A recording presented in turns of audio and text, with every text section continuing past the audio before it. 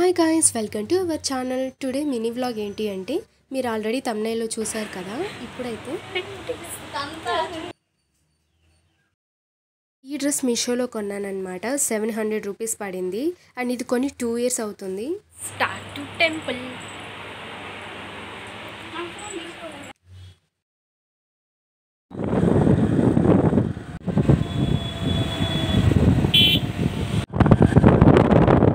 ఈ టెంపుల్ని చూడడం ఇదే ఫస్ట్ టైము.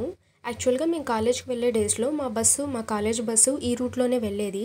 అప్పుడు మేము చూసేవాళ్ళం అనమాట బయట నుంచి. బట్ ఇంత డెవలప్ అవ్వలేదు.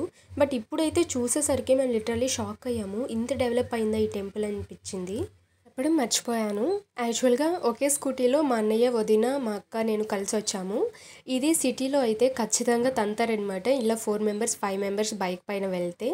విలేజెస్ కాబట్టి ఇవి చాలా కామను. నాకు ఎందుకో హైదరాబాద్లో చాలా కేసెస్ చూసాను ఇలాంటివి. సో అందుకే ఫన్నీగా అనిపించింది, గుర్తొచ్చింది, అందుకే చెప్పాను. ఇప్పుడైతే టెంపుల్ విషయంకి వచ్చేద్దాము. ఇది యాక్చువల్గా మా అమ్మ వాళ్ళ చిన్నప్పుడైతే చాలా చిన్న టెంపుల్ అంట. యాక్చువల్గా ఇప్పుడు టెంపుల్ అయితే లేదు, అమ్మవారి విగ్రహం మాత్రమే ఉండేది. సో అప్పుడు అంత భక్తులు కూడా వచ్చేవాళ్ళు కాదనమాట.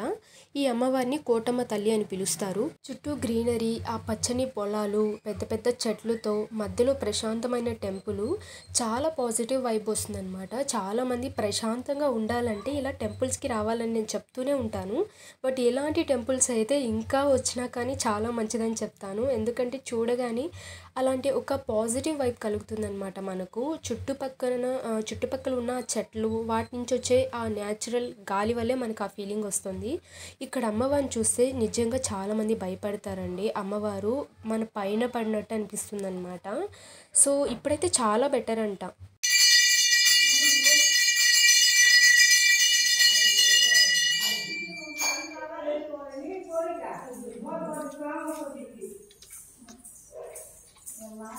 ఆ పాపాల నడుచుకుంటూ వచ్చేటప్పుడు సాక్షాత్తు అమ్మవారే వచ్చిన ఫీలింగ్ అయితే వస్తుంది కదా. యాక్చువల్గా పూజారి గారు అయితే అప్పుడే పూజ చేసి వెళ్ళిపోయారంట మేము వచ్చే టయానికి. సో ఆ పాపే అక్కడ మాకు హారతి ఇస్తుంది. యాక్చువల్గా చిన్నపిల్లలు పూజ చేస్తే సాక్షాత్ ఆ దేవుళ్ళు చేసిన ఫీలింగే ఉంటుందంట కదా, చాలా మంచిది. కానీ ఇక్కడ ఆ పూజ చేసి తను హారతి తీసుకొచ్చే లోపే హారతి ఆరిపోయింది. చాలా భయపడ్డాము. అక్కడ చుట్టుపక్కల వాళ్ళందరూ అదేం కాదు, గాలి కారిపోయింది, మీరు ఆల్రెడీ అమ్మవారిని దర్శించుకున్నారు కదా అని చెప్పిన తర్వాత కొంచెం చాలా హ్యాపీ అనిపించింది.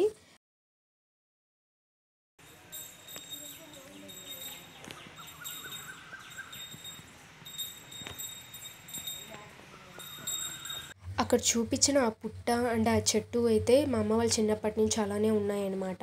సో అక్కడ నమ్మే వాళ్ళందరూ వచ్చి వాళ్ళ కోరికలు తీరిన వాళ్ళు అక్కడికి వచ్చి ముడుపులు కడుతూ ఉంటారు.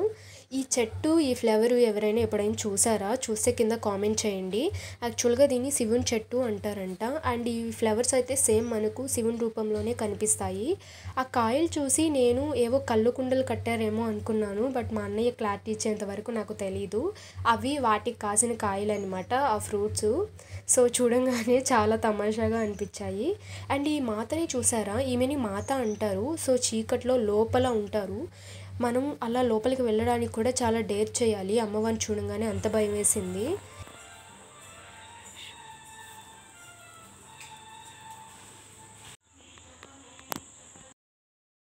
మీలో ఎవరైనా చిన్నప్పుడు స్కూల్లో జారుడు బండ, ఉయ్యాల ఇలాంటివి ఏమైనా ఎక్కున్నారా? నేనైతే గవర్నమెంట్ స్కూల్లోనే చదివాను కాబట్టి చిన్నప్పుడు నాకు ఆ ఫీలింగ్ బాగా తెలుసు అనమాట. చూడగానే ఆ చిన్నప్పటి డేస్ గుర్తొచ్చేసాయి. సో మీలో ఎవరైనా ఎక్కుంటే కింద కామెంట్ చేయండి. సో ఇంతే ఈ వ్లాగు. నచ్చితే చిన్న లైక్ చేయండి. ఫస్ట్ టైం మన ఛానల్ ఎవరైనా చూస్తున్నైతే ప్లీజ్ నా ఛానల్ సబ్స్క్రైబ్ చేయండి. అంతే ఈ వీడియో. బై.